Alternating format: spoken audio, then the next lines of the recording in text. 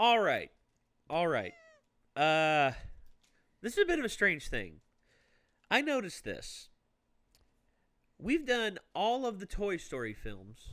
Or actually, I've been in all of them so far. Yeah, because you're in every video. I did the first one with my mother. I did the second one with Micah. And now we have Toy Story 3. Okay, here's the thing. How I rank these films, Toy Story 1 and 2, to me, are on equal ground. Yeah, that's pretty fair. To me, they're a near perfect film and a near perfect sequel. Yeah. I can agree with you. And both of them to me are A pluses. Yep. Or I'll say A's because A pluses are hard to achieve with me. Okay, so they're both solid A's. Yeah. Toy Story 3, to me, has more emotional depth than actually no, I take that back. Toy Story 2 actually had a little bit more emotional depth because Jessie's story, where she goes over her owner and what happened with her, is still heartbreaking to this day. Toy Story 3 has some moments in it similar to that. But overall, it's still to me just a little bit of a rung lower. I say like an A, barely an A minus. And the only reason for that is because of well, I guess it's just me. Okay. I mean, it could be nostalgia to an extent, I suppose. Nostalgia to an extent. I mean, hell, down the road, things may change. I may regard this film better than the other two. It really all depends on time. That's how it works, all right? And also, there's a few things that they'll probably go over in this. Oh, well, yeah, because we're watching Everything Wrong with Toy Story 3, 14 minutes or less. Yeah, by CinemaSins. This ought to be good. These awesome guys who, believe it or not, are subscribed to us for some odd reason. I don't know why. All right, Thank you so much, guys. Thank you.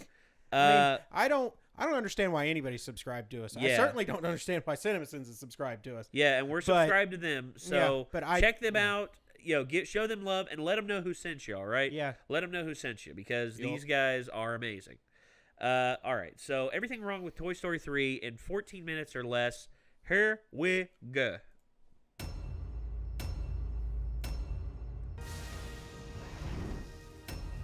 Oh yeah.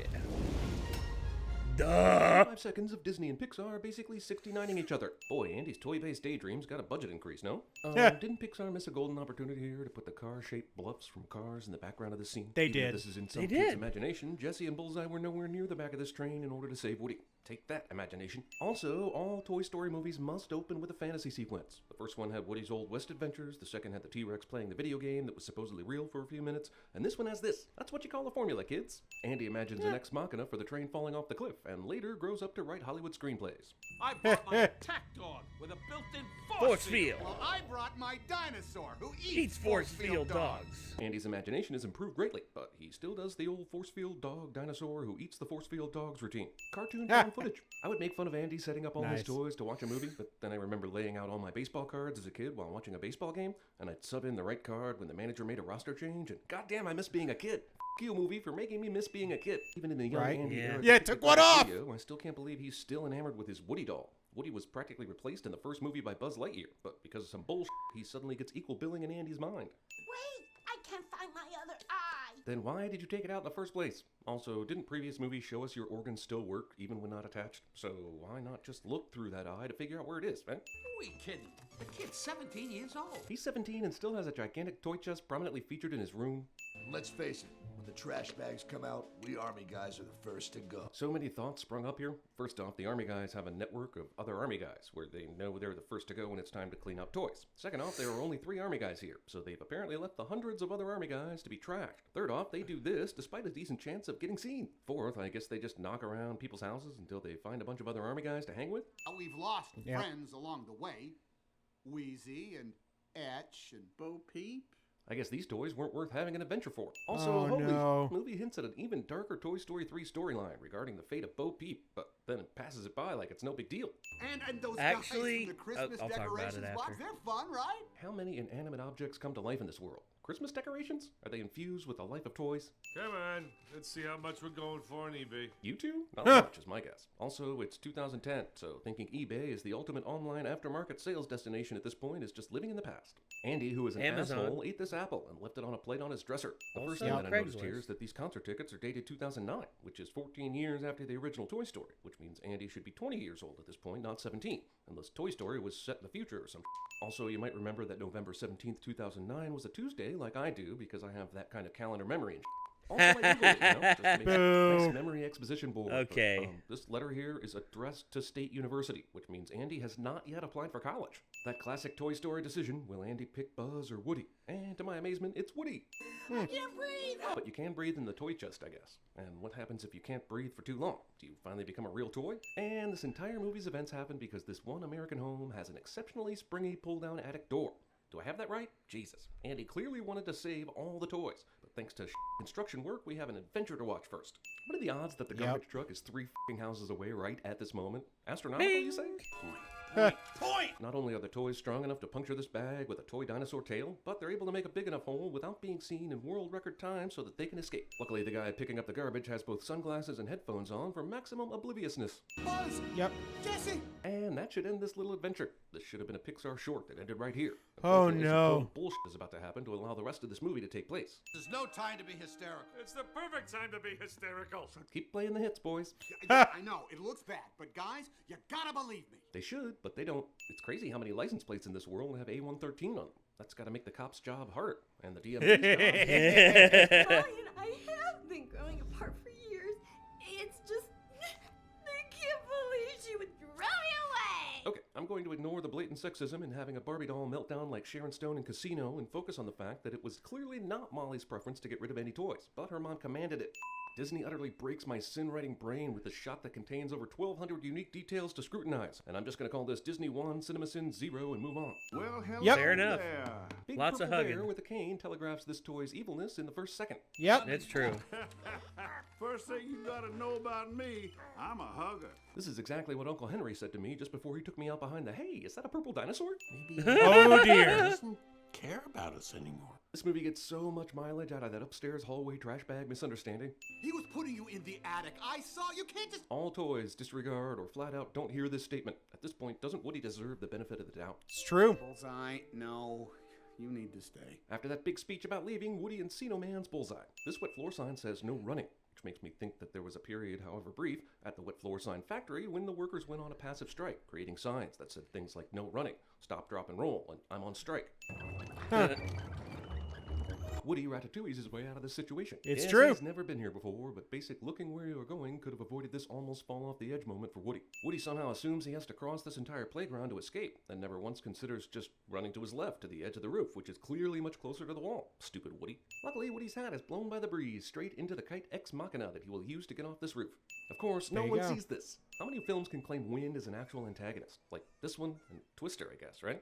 Oh, The Happening. Yeah. Thankfully Yep. for Woody, Oh, in this yeah. film's plot, a 3-year-old girl happened to be walking right here at this moment all by herself. In the end, though, is this any different from what Andy did to these toys when he was filming the train robbery sequence in his head? He put those toys through hell, right? But this is supposed to be worse? Oh, Also, that, Oh, no, good that lord. is hell right Stampede is there. hilarious, but the fact that none of these world-wise toys who lived with a toddler for years picked up on the fact that Daycare might not be so awesome. You're doing great. Are you classically trained? Is there a situation where one of these you toys broke classically character? trained? Even in the first movie, Buzz, Shut as up, deluded Timothy as he Dalton. was, didn't break character, and Woody only did it in an emergency to that evil kid Sid, who's a serial killer now. Are we supposed to believe that a Daycare leaves all the toys lying around like this at the end of the day? No. Thanks for that imagery, Pixar. Oh. Anyone notice the transom? Why is it open? Nobody knows. Yes, he's a toy, but I've played with pipe cleaners before, and they are not suitable restraints, especially when the toys are sentient. F.A.O. my Schwartz. Taking a toy store's name in vain while hacking up a Spaceballs Wow. reference. I'll go get my friends. Whoa, hold on there, boss. Buzz specifically requested that he and his friends move to the cool kids room, and Lotso said request granted. It's impossible he didn't hear the specifics of the request, but you gotta pad your features runtime somehow. There's a Buzz Lightyear instruction manual just lying around in the library of the Daycare. You never know. Return your Buzz Lightyear action figure to its original factory settings. No! Slide the switch from play to demo. Why would there be such a switch on the back of an action Yeah. figure? What can you add to a Buzz Lightyear that would require you to go back to demo mode? And why does it make a difference for this toy and everything he's learned? I thought these features made no difference in a world where Christmas decorations apparently come to life. I see Andy. What? That's impossible. My other eye. The one I left behind. It's just now letting you see Andy's room? That's amazing. So at none other time while you've been gone, have you seen Andy's room until now? Puppy. Timing for this eye to Aw. suddenly work, so that the toys that thought they were being thrown away know that they were actually being loved by Andy after all. I have over 30 accessories, and I deserve more respect. Lotso takes off her mouth to stop her from yelling. Hilarious. But last movie and this movie showed her eyes and ears work even when detached. So why aren't Hey, these nobody lips in his takes hands my still wife's pitching out mouth off Lotso? but me. When Buzz's factory setting was introduced to Andy's toys in the first movie, he was combative as hell. But in this movie, returning him to factory setting makes him programmable and controllable. This feels like an overabundance of clothes baskets that the evil toys can use for daycare prison. Where the f*** did he get Yep. that? Woody left it outside, remember? And who at this messy-ass daycare would have noticed it and actually put it back inside? Or else true. just someone on Lotso's evil team managed to get outside the daycare walls to grab this hat here by the road. These You never toys now know. know how to use Google Maps. It's right around the corner. Because of course it is. Hey, Totoro. Totoro! Yeah. Evil bear who smells Prickly of pants. strawberries. Shouldn't he smell like strawberries and at least a little bit daycare? Daisy loved us all. Let me guess, this ends with Daisy either losing or giving away her toys, much like what happened to Jessie in Toy Story 2, only this time without a song. I mean, don't all these toys have pretty much the same stories that keep leading us to the same kind of movies? Also, ain't it great Woody found a home where one of the toys that broke out of Sunnyside used to hang with Lotso, and this backstory is going to be important to this movie's plot? These parents left behind 3 toys when they put their daughter in the back seat. 3 huge, easily seen toys, marked by their daughter as her favorites, and they seem like such loving parents. It took forever, but we finally made it back to Daisy's. Homeward Bound, The Incredible Toy Travels. Cast off. Oh, there's a Unloved. pizza truck from the first one. Unwanted. Yep. And riding on the back of a pizza truck from the first Toy Story. Nothing but sand and a couple of Lincoln logs. I don't think those were Lincoln logs. Pixar steals Oh. the poop joke from DreamWorks Shrek movies. Between the Toy Story films and the Finding films, it's pretty obvious the bulk of Pixar writers Yeah. and animators think children are demons. There's only one way toys leave Michael this wouldn't place. disagree. Poor fella. Trash truck comes at dawn. Then it's off to the dump. So wait, can that toy not wake up like every other toy and simply get out of that trash or escape the trash truck? You know, if it were Woody, he would. The monkey's the eye in the sky. He sees everything. Classrooms. Except when Buzz broke out earlier, the monkey totally didn't see that. In fact, it took Buzz running into the big baby in the attic of Yeah. that snack machine for the evil toys to even notice he was gone. Oops, you forgot that, didn't you? Even the playground. Yeah, but these toys managed to get past all that other security before they stupidly tried to openly scale the wall. So either this monkey is terrible at his job, or the cautious toys trying to make their escape decided to be careless at the most crucial time. This monkey sees I'm going with everything. the first unless he's one. being distracted by Mr. Yeah. Potato Head, who has already been cornered by the other employees of Lotso's security detail. Yep. Wait a minute, was this always here? Or did Woody cut this out? Seems like if Mr. Potato Head knew this was here, his first night in the box wouldn't have gone so bad. Somehow, Toy Story 3 found room for a changing outfit montage, like we're watching Mrs. Doubtfire or Dumb and Dumber. Get the tortilla. The tortilla, as in a tortilla you knew about before this plan started? How did you know it was in this lunchbox, carelessly left behind by a toddler anyway? Still can't believe the best idea they had was for Potato Head to plug this into a fucking tortilla, as opposed to, oh, I don't know, a molded glob of Play-Doh or something. They basically rewrote all the rules of the Potato Head family to make this movie work. Luckily, they Yep. did this on a night with a full moon, huh? I don't know why this couldn't wait until morning, Ken, but Barbie dresses up like astronaut Ken to fool the bookworm. But how did she ask for the Buzz Lightyear manual without sounding like Barbie doing a bad Ken impression? Caution, do not hold button for more than 5 seconds. Bitácora espacial. Holding the Buzz Lightyear reset button for more than 5 seconds, Antonio Banderas. We gotta switch him back. Well, how do we do that? I don't know. That part's in Spanish. This is actually becoming infuriating. How would you know those particular directions are in Spanish? And why would an instruction manual with English and Spanish instructions only have instructions for changing him back in Spanish? And wouldn't there be a picture somewhere? If you ever find yourself wondering how this third movie in a series is an hour and 45 minutes long, look no further than this scene here. I'm sorry, cowboy. They broke me. Fine, but you did not know their entire plan, or their exact up-to-the-second location, did you? Also, how did they know to torture this asshole? They would have had to know something was already going down. Yeah, it's true. To him and torturing him, right? Big Baby would be excellent at CinemaSins. The needs of the one. Oh, god damn it, the needs of the many outweigh the... Oh, f*** it. How the f*** did that happen? The dumpster door was completely closed when they started running across it. Now he's stuck in the door? Come on. And of course, that's the way the Ned Beatty Bear gets Woody into the dumpster. Toys have the power to lift giant TVs up. Just wanted to let you guys know that. Don't worry, Slick, we'll get you down. I want to take a look at this. You better come take a look at this cliche. It's not That's a Pixar true. movie unless the heroes are on some sort of giant conveyor belt of death. Yep. Despite Lotso being basically the devil, Woody will still feel compelled to try and save him, ultimately endangering the lives of everyone else in the process. Hashtag just let Lotso die. Where's your kid now, Sheriff? And See? that's what you get for trusting a dude that has been nothing but a 100% asshole dick face this entire movie. Mount Doom literal fires of hell make this children's movie dark as I have at least one niece that is scarred for life thanks to this movie. Claw Ex Machina. Also, those three somehow separated from the main group, then overpowered the humans in this claw control room, then figured out the claw controls in a matter of seconds. Okay, they've Also, had some experience with Yeah, the they claw. have. They Pick have. up every single toy in danger without a single one slipping through the it, like I really care. Sure, this romance began when he was in Spanish mode, but still, what the right? All No, the toys should be Spanish. doing No, it. no, I had me the one of Spanish these mode. when I was a kid. Movie couldn't just let Lotso get away with it. He had to be found by a garbage guy who actually loved this toy as a kid, but somehow is inexplicably punished by being hung up on a truck grill for some reason. Andy's still packing, but he's almost done. Jeez, how long does it take for this asshole to pack? Hey. Andy doesn't even remember. How did they get cleaned up? Oh, they washed off before. Okay, all right. They washed off before. Waiting to be sent to the new kid. Just making And sure. So we're Yeah. assholes. This ending is extremely f***ing touching. Might even make you cry. I'm just gonna remove 5 sins and be done with it. But also, when I was Andy's age, I sold all my Transformers toys in a garage sale so I could pass them on and grow up, and I regretted it hard. Like, I might have cried about it once or twice my freshman year in college during the really lonely nights kind of hard. And by me, I mean some other loser who cries over toys. That is definitely not me. I'm sorry, Optimus. Zurg sits out the entire third movie, and somehow I'm supposed to be satisfied because he's ending up at the Guantanamo Bay Daycare? Okay. Prison is no fairy tale world. What happens Wow. if the engine stops? We all freeze and die. What happens Oh, when that the was kids from grow up? Snowpiercer. That's what I love about these high school girls, man. I I get get older, older, they stay the stay same age. age.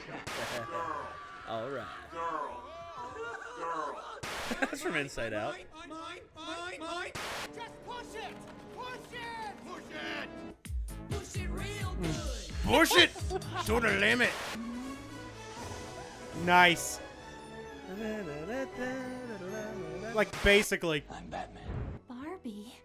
Love? We've been chewed, kicked, drooled on. I've been chewed up and spit out and Boot booed off off stage. Okay, that was good. That was really good. Okay, yeah. Good times. Okay, Doug Walker said this about Toy Story 3. Mm-hmm. He said that the scene where Andy plays with his toys one last time, and has that moment. He said he didn't understand that why would anyone do that. Oh no, I understand. I did it. I did. I played with my toys one last time before I sold them off, and before I gave them away. For me, it was a hard thing to do. There was actually one game in particular. It was actually a Bash street hockey game. Mm-hmm. I had it for so long, and it was a fun game too because what it was a it was pretty much a 5-on-5 hockey, street hockey simulator, and what it was is you actually move them up and down. It was kind of like foosball, it's you move them up and around. Except each player had their own individual thing where you actually move them around, and the goalie was really cool too because you could move the goalie up, over, and yeah. You can move, the goalie was fully 3-dimensional with his movements, whereas most of the other ones could just slide and spin. Which and actually it was how you played was you dropped a steel ball in the top of the scoreboard, and there was a tube that actually spat it out in the middle of the floor, and the two in the middle duked it out for control. And it was, I think I've seen something very similar to this. Yeah, actually hold on. Let me see if I can Bash street hockey. Let me see if I can still find that. Yep. Bash street hockey. There it is. So that's it, I think. Is that it? Yeah, that is. Wow. Back alley street hockey. Made by Nerf, of all things. Yep. So that, yeah, let me get that up on screen for you all. Oh, Lord. You know what's going to happen. What? Somebody's going to send us this in the mailbag. I hope not. That'd be too much. That would be... Oh, that's one of those moments there where you're it just is like, right there. Man. Yeah, you see, you drop it in the top of the scoreboard, and the little tube right there spits it out in the middle, and then you duke it out. You duke it out. Yeah, it was such a fun game, dude. I remember playing with it one more time before I sold it off. It was hard for me to do because I liked that game. I liked that game a lot. The one that got me was I had Jeez Louise. I had a Game Boy Pocket. Oh yeah. And it was the red one because red was my favorite. Yeah. And I had that was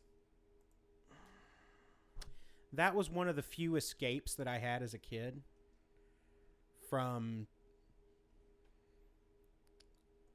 what I've come to realize now was kind of a messed up childhood. And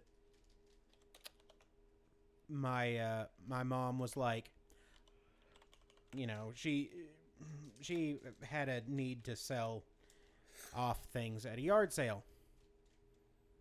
And there was a kid who came through, and I was like, I don't want to sell this, because that always happened. I had to go through and find things that she was selling that I didn't want to sell. And there was a kid looking at it. And he wanted it so bad, and I said, "All right, kid. Yeah. Go for it." It's when someone else is really wanting it. That one just about killed me. Yeah. I was the same way with my I was the same way with a lot of my Beast Wars. Dude, I still have mine. I remember I was wanting to sell one. It was Depth Charge. I had Depth Charge, and he was one of my favorites. I remember I was about to sell him. I was about ready to put him out, and then my cousin Zach came up to me and started begging me for him. Mm-hmm. And I was like, all right, dude, here you go. You can have it. And my mom asked me where it was, and I was like, I gave it to Zach. And she's like, oh, that's nice of you. And I'm like, yeah. And I went over to his house, and a couple years later, and he still had it. Nice. But now I don't know where it is because honestly, it was his toy. Oh yeah. From then on. Yeah. So he could do with it whatever he wanted. Yeah. But yeah, it was fun. It was fun playing with toys as a kid. I miss being a kid. Like CinemaSins, like the sound CinemaSins, it makes me miss being a kid. Yeah, because all that stuff is so cool. Yeah, it is. Like, I still think Transformers are stupid cool. Yeah, I think so too. I mean, the ingenuity behind them is just amazing. I mean, the fact that it can transform from a working car or like a little animal into a robot. Yeah. Rat Trap was my favorite. Rat Trap was fun. Rat Trap was cool. Yeah. And like I have the Transmetal one where he's got the wheels. Oh yeah, I remember that one. Yeah. Gosh. That one's super good. The Transmetal Morpher was something fun. Uh-huh. Honestly, I wish they would have I wish that the Transmetal Morpher would have been used on Depth Charge and Silverbolt. You remember those two? I do. Because Silverbolt was really cool. You know, he had those wing missiles that you could fire from the sky. He was flying, and he could just start floating, and then he would bring the wings forward and fire missiles. I was like, yeah, it's awesome. And then Depth Charge had his Stingray gun. Yep. It was he cocked it and two missiles came up. It was really cool. Man, see, like I never got to have too many Transformers because, like my family was not well off by any stretch of the imagination. I hear you. And of course, both of my parents thought that my interests were stupid. Of course they do, and still do, I guess. Well, one of them does. The other one's dead. Yeah. Anyway, but yeah, I don't know. like I've never been able to get rid of them, and I don't ever want to. It's like I had. Funny enough, I still have all my old Power Ranger stuff. Oh man, I still have it. I still have dude. I was going through the other day, and they had my White Ranger Power Gloves were in there. Nice. And also Saba, the weapon of the White Ranger. Oh wow. Actually, I could replace the battery in it and see if he still works. Nice. Because he had 2 buttons on the back. One made him roar, and the other one made him talk. See, like I knew a guy who had all of the Power Ranger stuff. Like anytime a new series came out, he got everything. And like I didn't get everything. I got a lot of it. Though. I wasn't super huge on Power Rangers, but the toys. 5 things that turn into a giant robot. Yeah. That's my jam. Yeah, it's like Voltron. Yeah, like friggin' Voltron, any of the Zords, I'm like, this is awesome. This is the shit. And I never got into Power Rangers because I wasn't allowed to. Yeah. But like that stuff was so cool, and he just sold it all off. Like he didn't even care. And I'm sitting here going, man, I would like there's some of this stuff I would flat out kill to have. I honestly, it was for me. Okay, you want to know why Bash was so hard for me to give up? What's that? I paid for it. Yep. I paid for it.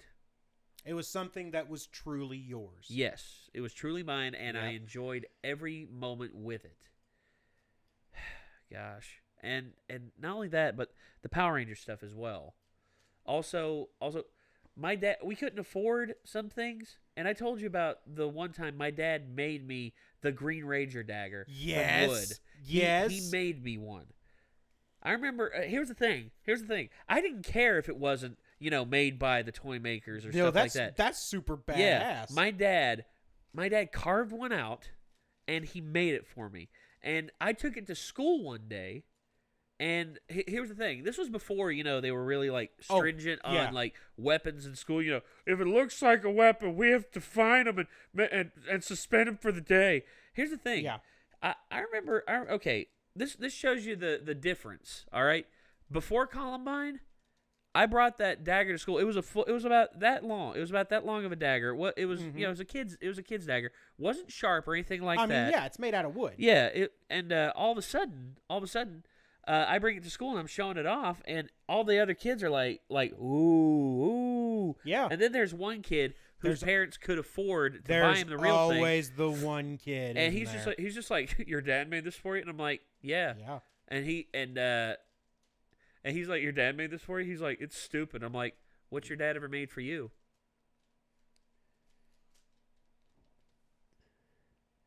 That's game.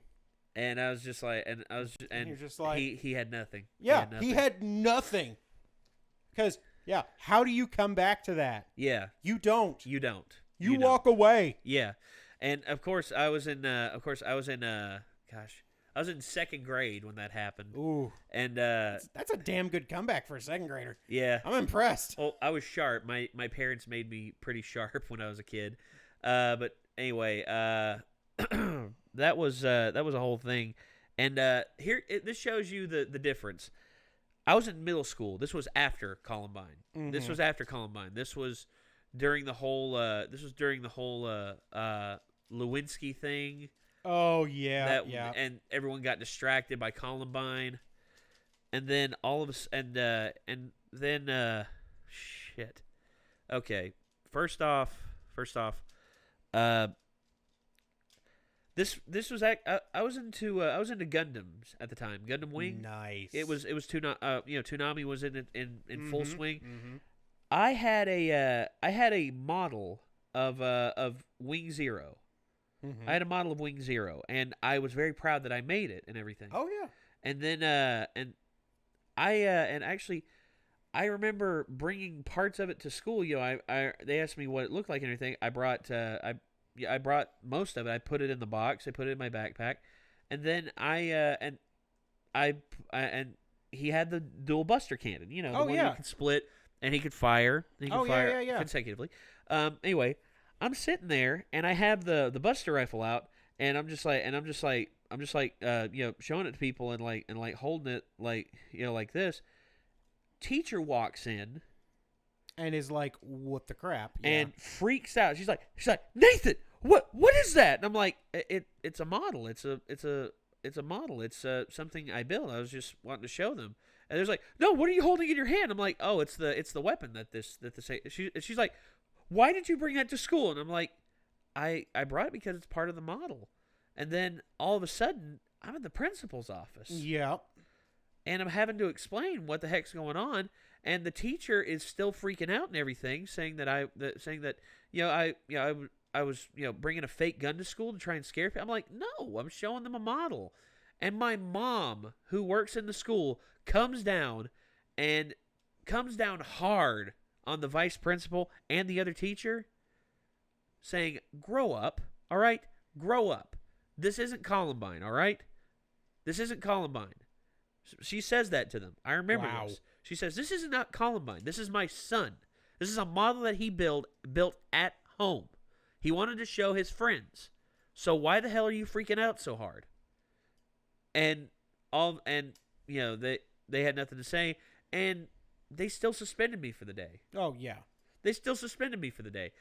My mom, she checked out of work, and she said, as a matter of fact, she said, I heard her say this directly to the vice principal. She looks at the vice principal and says, this is bullshit, and you know it, and walks out.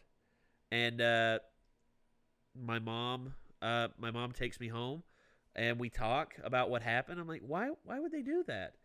And my mom looks at me and says, because they're scared. They're scared that things are going to, you know, that things are going to turn out the worst and everything. They don't, and they want to, you know, treat all the kids like they're, you know, like they're little monsters that are capable of doing horrible, horrible things. And I was just like, but I don't understand why. I mean, honestly, I wasn't that violent of a kid. I mean, there were kids who were like very violent and very, and you know, very, and there were also kids who were like very like introverted, you know, just like quiet and everything. But me, I tried to be friends with everybody. I just was never violent. But it was. That's a mess, man. It was a whole thing, and I just didn't. It was just above my head as a kid, and now thinking back at it, I just can't help but just see stupidity. Now, don't get me wrong. I'm not making light of school shootings or anything. You know, those are horrible. But seeing someone with a model, you know, like a little model, it wasn't even full size. It wasn't even like regular one. Yeah. It wasn't even one size to fit my hand. It was like the size of my finger. It's pretty clearly not, you know, a real weapon. Yeah. But I don't know. Yeah, but anyway. It's just ridiculous. All right, so this was everything wrong with Toy Story 3 in 14 minutes or less by Cinema Sins. Mm-hmm. Be sure to check out Cinema Sins. They're subscribed to us. We're subscribed to them. They do good work. Yeah, they do really good work. So check them out. Let them know who sent you. You know, say, hey, the Renegades sent me. Yeah, and all this fun stuff. Also, don't forget to subscribe. Also, don't forget to comment down below. Also, don't forget to check out our various other endeavors, and don't forget to check out the original video and the link down below. Check out our merchandise. Check out our Discord. Check out our Patreon. There's a lot of things. Yeah, there's a lot of things to check out. Yeah. So until next time, Internet. Signing off. I'm Nate. I'm Ben. We will see you later, everyone. Peace out.